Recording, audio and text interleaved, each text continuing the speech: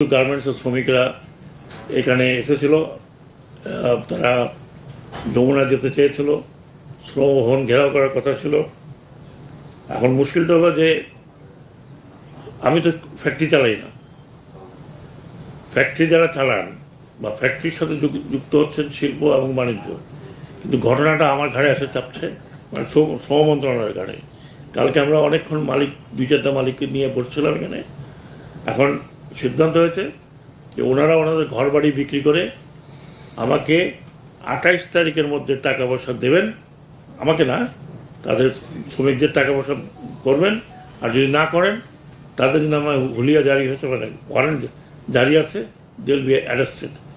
Warrant জারি না যাদের প্রায় সবার নামই হয়েছে, যারা যারা এই এখন এই ব্যবস্থার মধ্যে আছেন।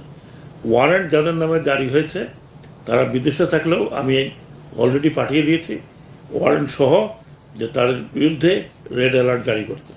শ্রমিকের পয়সা দিতে হবে, সেটা বাড়ি বিক্রি করে দেখ, আগেও বলেছি, গাড়ি বিক্রি করে দেখ, যা খুশি তাই বিক্রি করে দেখ।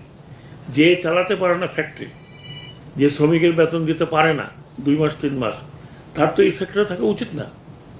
এখানে অনেক ভালো ভালো লোক আছেন, নাহলে আমাদের গার্মেন্ট ইন্ডাস্ট্রি আরও বাড়ছে তাদের রপ্তানি।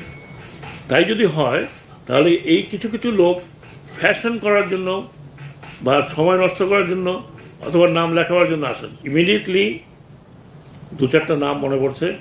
TMZ, তার বাড়ি বিক্রি করার কথা বলেছি, আজকে কালকের মধ্যে বাড়ি বিক্রি না করলে উনি জেলে যাবেন।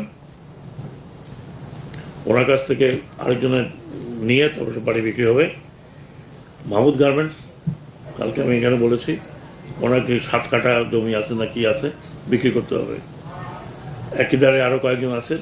মালিকদের আমি অনুরোধ করছি, যেভাবে পারেন আপনারা হয় টাকা পয়সা শোধ করেন অথবা আপনাদেরকে জেলে যেতে হবে।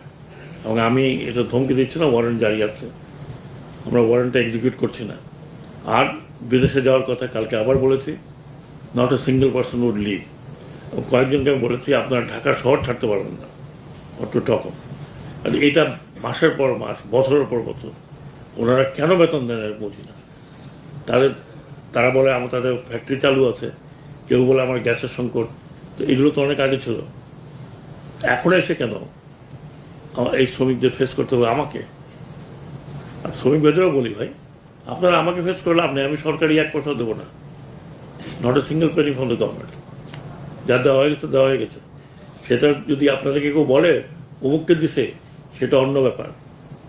এখন আপনাদের ইন্ডিভিজুয়াল মালিককে ধরেন, ওই মালিক তো জেলের মধ্যে।